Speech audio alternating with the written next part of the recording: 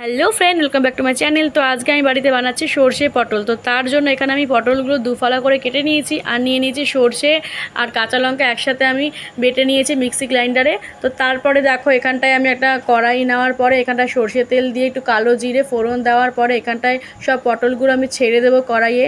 একটু নুন দিয়ে সামান্য লাল লাল করে ভেজে নেবো পটলগুলো। তো লাল লাল করে ভেজে নেওয়ার পরে এখানটায় আমি দিয়ে দেবো হচ্ছে কাঁচা লঙ্কা আর সর্ষে বাটা। তো কাঁচা লঙ্কা আর সর্ষে বাটা দেওয়ার পরে এখানটায় আমি হলুদ গুঁড়ো আর দিয়ে দেবো হচ্ছে সামান্য পরিমাণে আর একটু লবণ। তো এইগুলো একসাথে নাড়াচাড়া করে দেওয়ার পরে তারপরে দিয়ে দেবো হচ্ছে সামান্য পরিমাণে একটুখানি জল। তো এই জল দেওয়ার পরে তো 2-3 মিনিটের জন্য আমি একটুখানি কড়াইটা ঢেকে দেবো যাতে পটলগুলো তাড়াতাড়ি সেদ্ধ হয়ে যায়।